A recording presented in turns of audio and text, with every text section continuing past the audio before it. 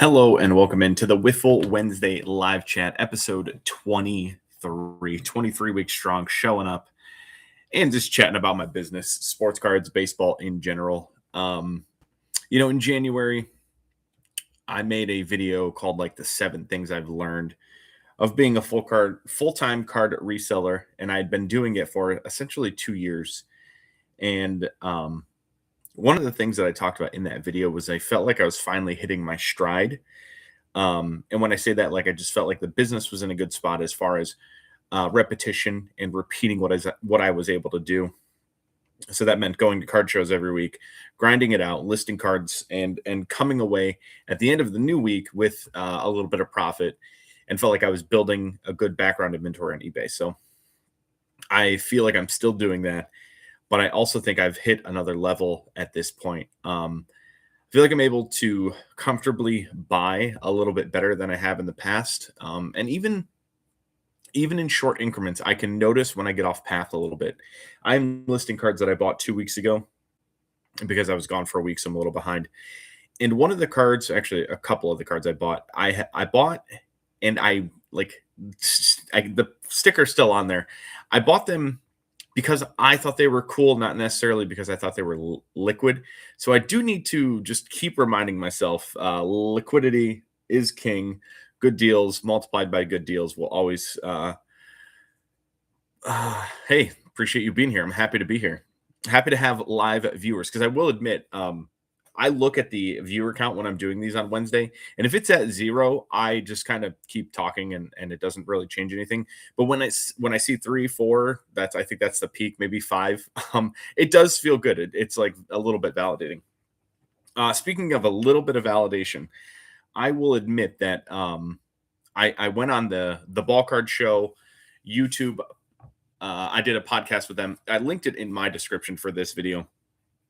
I feel a little bit validated, where I feel like I make this content. I talk about my stuff on Wednesdays and whatever it is. I don't think I'm I don't think I'm doing high quality as far as like visual appearance and things like that. But I do think the information that I'm relaying in both my short form, long form, whatever videos I'm making, I do think it's good. And I got with an audience that has a little bit more following on the business side of sports cards. And it has been echoed to me and to the people of the ball card show that they did gain a lot of value out of what I had to say, and thought it was a good conversation. So it was a little bit validating to hear that from someone else's audience, that they enjoyed my appearance, and just felt like they learned a lot. I gained some new followers. I gained some new followers on YouTube, followers on other social medias, and then on Whatnot as well. So I had some people come into my Whatnot stream last night who said they were specifically there because they saw me on the Ball Card Show podcast. So that was pretty cool. It's very rewarding. It's fun to talk business and talk sports cards. That's why I'm here to even on Wednesdays, I come on here and just talk about what's going on in my business, because it's fun. Like I'm enjoying it right now because it feels successful. It feels like I'm doing things right and things are turning over at a pretty high rate. And then new things are happening to me that haven't happened before. I've been making content / being on YouTube for 4 or 5 years, and I think I've only ever been on my channel. The only things that I've been featured on are like short clips where I pulled some cool stuff out of Finest Flashbacks that got a little bit of traction. And that Finest Flashbacks break, the first one I did, I think we got up to 150 live viewers. I remember sitting in my brother's basement, because that's where we would do the breaks to start. Hitting that number and like seeing all those people in there, it made me nervous for a little bit. But then once I got started and started opening packs and talking about the cards, I wasn't nervous at all, because there's a lot of pride and strength and like confidence in talking about what you do know about. And I do feel like I'm very I feel like I'm informed well enough to comment on baseball cards. There is not, yeah, man, those Finest Flashbacks breaks, they were just insane. I truly enjoyed those. But there's just confidence in like talking about what you know, and there's a pure pride that comes with it. And so I think leaning into both that when I was doing Finest Flashbacks, and then talking to Jason of the Ball Card Show when I did the interview with him, we talked for over an hour. We had like a little 5-minute brief for, hey, this is some of the roads we're going to go down as we kind of make our way through it. But after an hour, I was watching the clock because there was a little timer for our interview. After an hour, like I was like, we're probably going to have to wrap this up. But in that same breath, I feel like we could have talked for another hour just on the topics we were on, let alone anything else we decided to go down. So I do think, and I do hope, I'm very hopeful. So, Jason, Gary, if you guys are watching this, bring me back. I'm hopeful that that will not be a one-off, just based on the conversations I've had with Jason afterwards and the what people have told him and the comments that I'm seeing on social media. It does seem like it was very valuable for the people that watched it. So that was a really cool experience. Something I didn't think. I guess I shouldn't say I didn't think would ever happen. I'm grateful that it finally happened because I do enjoy just talking about sports cards. This weekend I went to Arizona. I was there Thursday through Monday. All-time trip for me as far as baseball goes. Cool baseball experience, something I've never done. I have made very small trades with players in the past, and most of the time it's a card for a card, nothing too crazy. Just something in the like a hey, I have this card. Do you want it? Do you collect your own stuff? Sweet, let me send it to you. Nothing ever too crazy. But then I had that Vlad dual auto. I would love to show you the card, but I don't have it anymore. So let me see if I can find a picture of it that shows it somewhat well. I don't know if it'll even show up. Vlad dual auto, Vlad senior and junior dual autograph. I had that listed on eBay. It came in the big Vlad purchase I made. Actually, one of the two big Vlad purchases I made. Actually, he's not in the chat today, but I had that Vlad dual auto on eBay, and Tyler Heineman of the Blue Jays reached out to me, said, hey, that's my teammate. I'm interested in working out a deal. Now, he had enough information in his screen name that I was able to figure out who he was talking about. When he said teammate, obviously I assumed, a Blue Jays player. So I did a little research, and I was able to find him. I reached out to him on Instagram. I said, hey, man, I'd love to work out a trade. Let me know what you're thinking. He also had never done a trade. At the time, he hadn't done a trade. He's done a trade since. And he's like, whatever you want to do, let me know. I talked it over with my brother, a good friend of mine, Josh, as well. Little group chat. I was like, hey, what do you guys think about this? And they said, just use it as kind of a marketing idea. Maybe film a little content of just the exchange. And I was fine. I had it listed at 500. I was fine losing some value. But I think if you actually equated what the value I got out of the trade, it's significantly more than 500, even though it probably cost Tyler whatever the cost of a bat is. So we chatted through Instagram. I said, hey, because the Blue Jays didn't come to Cleveland until September.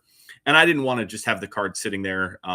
Maybe he gets hurt throughout the season and isn't on the roster, or something happens between then and now, and he doesn't end up coming to Cleveland, whatever it might be. I didn't want to miss out on the opportunity. So I was looking at the Blue Jays schedule, and I was like, you know what? I have a buddy in Arizona. I can stay in Arizona. Let me see if I can swing this. And I just hit him with the idea, hey, what do you think about meeting in Arizona when you guys are there for the, little 3-game weekend road trip? And he's like, you know what? We could probably make something work. That is all the confirmation I had, was we can probably make something work. And I was like, screw it. I'll run with it. If nothing else, I get to see my buddy Matt in Arizona, and I'll watch some baseball games. So I booked a little vacation out there, and I hit him up, unstable. Hope my connection's all right. If you guys lost me, I apologize. I hit him up in the air. While I was in the air, I said, hey, I'm going to be in Arizona this weekend. If you're still interested in working something out, let me know. And we chat a little more okay, I'm glad I'm back. We chat a little more in DMs, and we were able to connect on Friday. So he got me batting practice passes and then tickets to the game. And my buddy Matt came with me so he could film some stuff. I do have some videos filmed of the exchange. Tyler and I talked for about 2.5 minutes just about the Vlad card, and then also about another card that he had in his possession. I don't think I won't post that entire video. I got to do some editing and stuff like that. But he also traded me an autographed bat, and it's awesome. But since I flew out there, I didn't check anything. I just had my backpack and my card case. I had to mail the bat back to me, so I can't even show it off. Along with the Vlad's dual auto, I gave him a bunch of his cards. I had a black number to 10, a bunch of base and some serial numbered rookies. I said, hey, you can give these to whoever. And he did give me one base card back signed. So I can't show off the bat right now, but I do have the base card that he signed. And this was on the field at Chase Field in Arizona, which was pretty cool. An experience that I had never had, just like sitting in batting practice while I was there.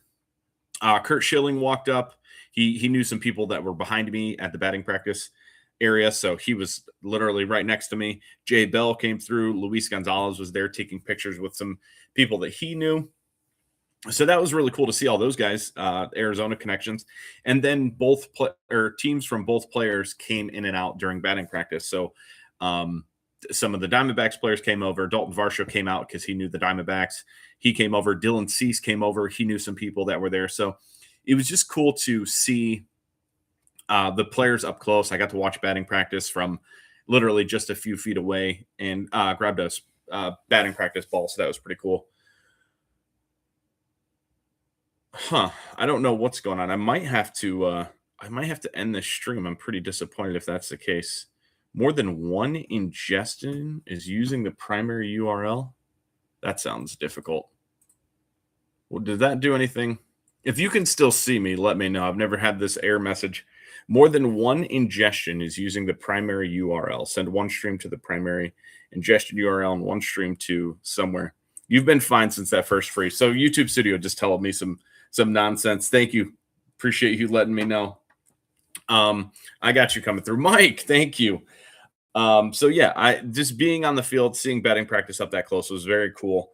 And then Tyler and I chatted for a minute. He took some cards. He went inside the office. He's like, hey, I'll be right back. Let me grab a bat for you.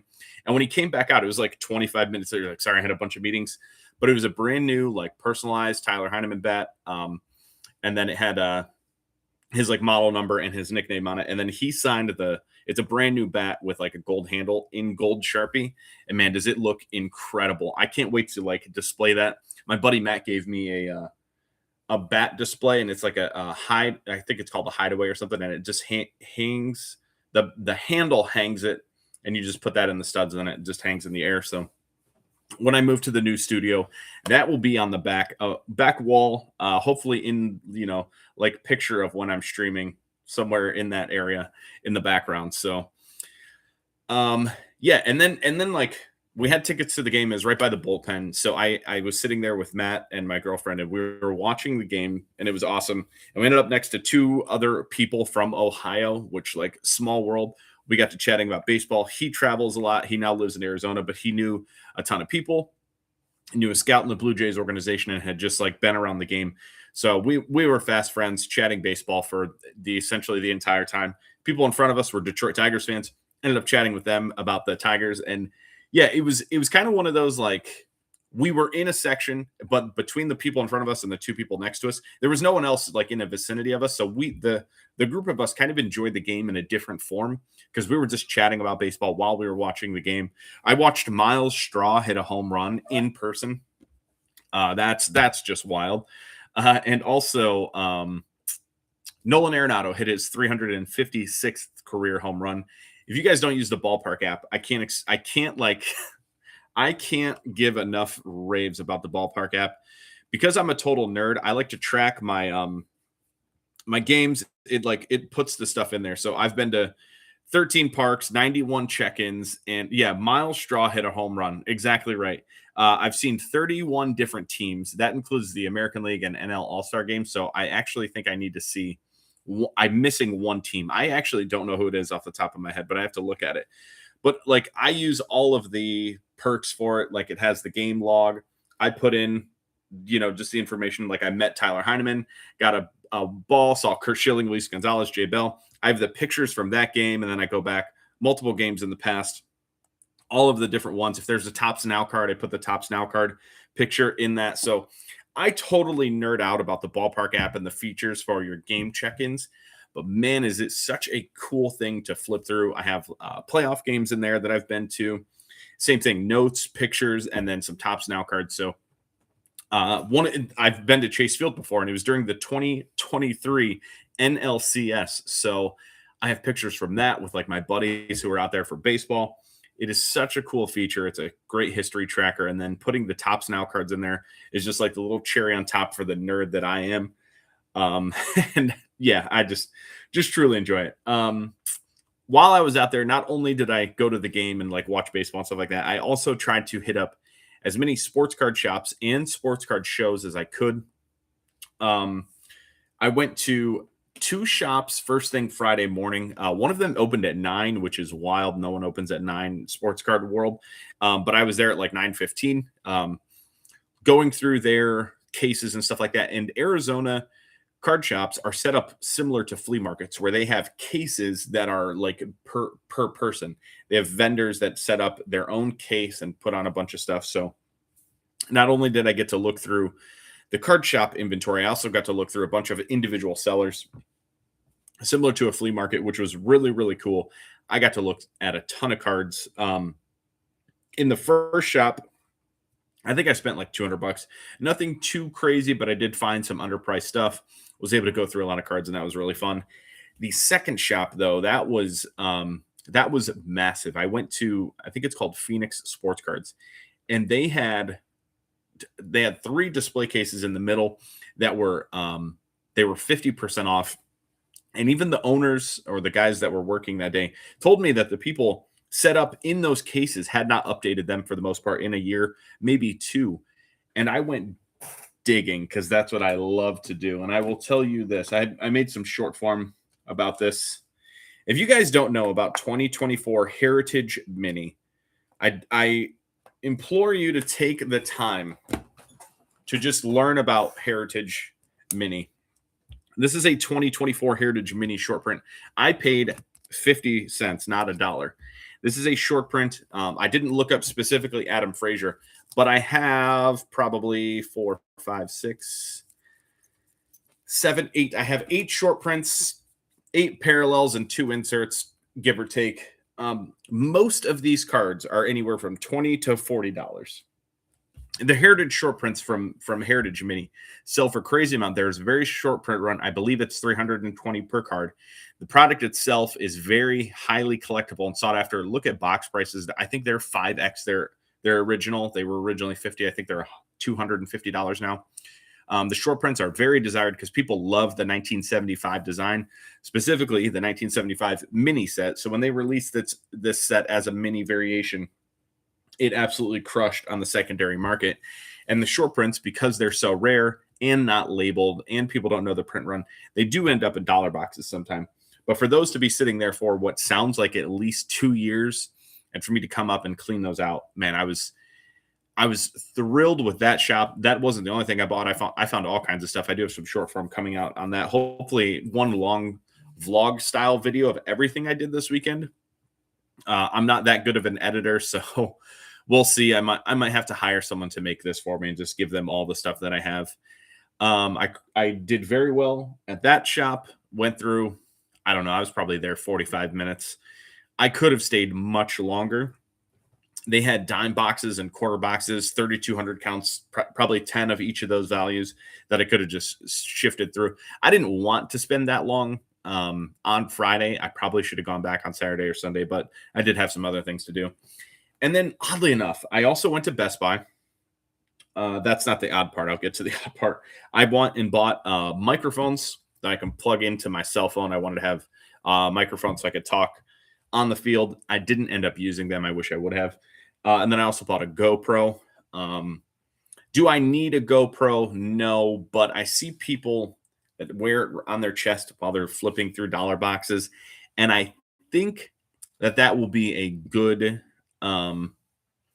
video format for me, specifically because I spend so much time in dollar boxes. I want to just kind of show my process, or at least show the cards that I'm looking at. So when I talk about, it's about reps, it's about reps, it's about reps, I can then show, here's just an hour of me going through dollar boxes and buying 36 cards, because that's probably the real rate. And I also go through stacks extremely fast. And it was very helpful. I talked to the Best Buy associate who was working and helped me.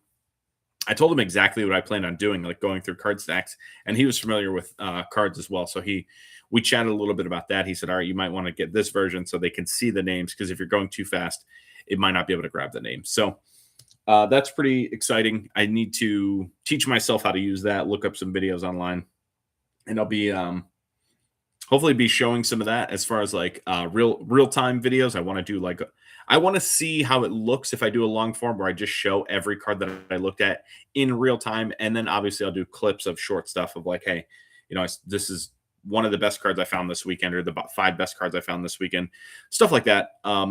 American Arbitrage Cards does stuff like that, and his videos get tons of hits. So I'd like to replicate some of that. And, same thing I just said, show my experience in the Ohio card world and the things I'm finding. So I picked up those things at Best Buy. And then I went to Dick's. So Dick's Sporting Goods is kind of doing a rebrand where they're doing Dick's House of Sport now. I believe Avon is like this. And then Strongsville might be as well. But it instead of just having sporting goods, it's more of a sporting experience. Inside, they have rock climbing wall. They're doing more batting cages with like the ability to change speeds and variables of different things, and then a golf range inside as well. A lot of simulators and stuff like that. But it's still stuff that you can do more experience based than just showing up and like buying sporting equipment. And then in addition to that, they're expanding into sports cards at a level I had never seen, specifically the one in Glendale. So I went to Dick's, and instead of being Dick's Sporting Goods, they're now Dick's House of Sport. And I went to the one in Glendale, Arizona. And I asked someone at the front desk, hey, I'm looking for sports cards. Do you have a section? I'm like, oh, yeah, it's up here on the second floor in this section. And when I tell you, I like came around the corner to see the sports card section, I was blown away. I have some clips again of this that I would like to post. They had display cases. I want to say 6 different display cases, front and back, like 4 foot tall, full of cards.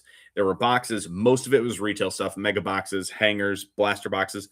But I mean, we were 3 days after the Topps Chrome football release, and they had an entire case still of Topps Chrome football. They were limiting purchases to 2 items per person, but I was able to snag some at retail, which again, if you've been out in the world to look for 2025 Topps Chrome football, good luck.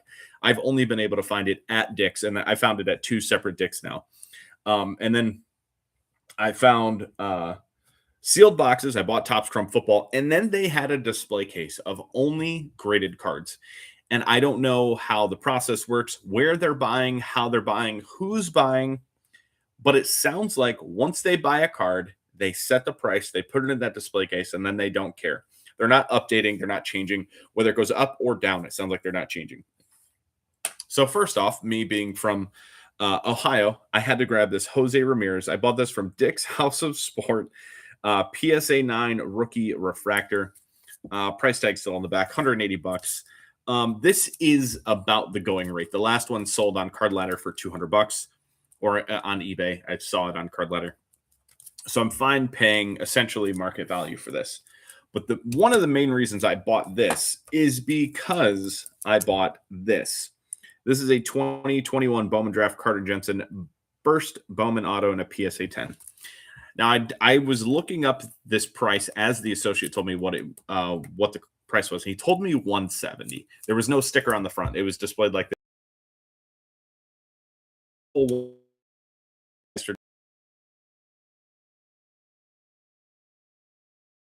I don't know. I don't know when that was priced or how it works, but that is the exact price I paid plus tax. This video apparently I had internet issues this morning for some reason. When I woke up, my internet was out. I might just have to cut it and come back, which is unfortunate. I won't come back today. Like, I'll just have to cut the video. But the last sale was $500. The current eBay price is $875 on the only other version, and I paid $170. I was blown away when he told me the number as I was staring at the $500 sale from March, and Carter Jensen has only kind of gone up from there. He had a great couple of weeks, start to the season, and good end of the season last year. So super excited to grab that. I have not listed that yet, but it'll probably be up in the next 24 hours. Just like it blew me away when he told me 170. I was like, are you sure? And because there was no sticker on the front, he was able to look it up in his handheld, and then he pulled it out and showed me the thing on the back. I was like, oh, Yeah, it is 170. So I snagged that. The last sale was 500. Only other listed one that I can find is at $875. So I will undercut that a little bit and take any good offer. Quick dime over or fast nickel over a slow dime. I will take any profitable offer that is anywhere reasonable, close to that $500 mark. Doesn't have to be perfect. We're big profit takers around here. I did run another whatnot show last night. I came back on Monday and ran a show on Tuesday with a lot of the new inventory I picked up, a lot of my mail, which I had like literally 100 items sitting for me when I got back. So I packaged all that up along with some new or old inventory that I had sitting, the new stuff that I bought this weekend, and then my mail. And the show last night was weird. I had less viewers than normal by what I would consider like a significant amount, about 10 to 20% less viewers. But the overall bids and chat and just activity from the people that were in my room was at an all-time high. It was a great stream. I say it's a great stream. I promise you there are still cards that undersell by a ton. I was looking at specifically a Shea Langelier's Bowman's Best Auto. I bought it for 10, knowing at the time that it was a good deal. I did not look up what it had sold for until it sold in my show. It sold for $9 in my show. And I was like, I thought I got a really good deal at 10. And then I looked at sold listings and it sells for 30 regularly. So yeah, I did get a good deal. So did the person who bought it. And it's just interesting how whatnot continues to be this like 80% of stuff sells where it should, and then 10% sells really high and 10% sells really low. And I have people in there that snake out those 10% really low sales. They're very good at it, and there is definitely opportunity to source from there. And the value for me comes from the consistent sales. And you can stuff sells at comps. So when I say 80% of the stuff sells at comps, I'm buying most of that stuff at a lower value because I know what I'm looking for. I know the players I'm looking for, and I'm just able to capitalize on that little bit of value discrepancy that I'm finding out in the retail world. And then I come to whatnot, but I'm realizing that value immediately. I listed 25 cards on eBay today. It's more than 25, 32 cards on eBay today. And those 32 cards were all bought at good value, but they are less than desirable for whatnot. So I think the main difference between eBay and whatnot inventory is one thing, and that is if you have to explain the value of the card, put it on eBay. If the card's value explains itself, put it on whatnot. So the case hits, they seem to do better on whatnot because you don't have to explain. Whereas an image variation seems to do better on eBay because then people can see if you have a base tops, whether it's an image variation or not, it's still a base tops card to the people that are viewing it. Of course, some people know that it's an image variation and that there's value in that. But if I have to explain that, then it decreases the value in that 15-second window that these cards are selling in. So I think I learned from that interview that I did with the Ball Card Show and selling that is the one sentence that I can say how I want to decide my inventory goes to eBay or to whatnot. Do I have to explain the value? If so, it goes on eBay. Heritage short prints, variation nicknames, some of those do show up and they do okay on whatnot, but for the most part, anything heritage related, I'm going to put on eBay. So I put up 32 listings today of stuff that I found in the last couple weeks, and none of those have sold. And not that I expected them to sell right away or anything like that, but that is why I keep leaning towards whatnot. I'm realizing that value in immediate terms. I brought home a suitcase full of cards on Monday, and I had them listed and ready to sell on Tuesday. And I sold 257 cards last night. It was less than 2 hours. I think it was about an hour and 40 minutes, 258 cards. It's just incredible. They're already shipped, packaged, done. If I wanted to just end the day here, I could. I'm instead going to run another whatnot show tonight because I still have a ton of inventory. And yeah, it's just cool to watch baseball players perform. People request them, I have them, and then I execute the request immediately. Sal Stewart's on fire. I only had 2 cards that I picked up this weekend of his, but they were 2 of the most requested cards. I put them in the thumbnail so people were like, "Hey, what's that Sal Stewart? Where's that Sal Stewart?" So last night's show was incredible. One of my friends texted me after. He said, "Hey, my nephew just bought his first cards online ever, and he purchased them through you." And like that's so cool. Like I feel honored. I obviously asked what his screen name was, and I threw in a bunch of stuff. I asked him who his favorite player was, or other players that he collected. So he bought a random Nick Kurtz rookie and got a stack of Jose Ramirez cards and more Nick Kurtz. So that portion of like people who are finding me who don't buy and sell cards or aren't in the card world is very cool. Uh, Two of my three brothers have purchased from me. All three of my brothers have watched my show or listened to my YouTube or support me in some way through that. My cousin, who I don't talk to regularly, popped into a one night show recently. We chatted. He bought some stuff. And then obviously, like friends and family that come in, like Ryan and his nephew did. It just like blows me away. My friend Nick, who again isn't in sports cards, but we have talked about like the business side of things. And he comes in here, he watches, he texts me. Mike, I see you. Like it's a small world. You're literally two doors down from Josh. It's just wild that this world has expanded into people I know, people I don't know, professional baseball player. Yeah, just a cool web and cool world that this has provided to me. And I talked about this last night on my stream also.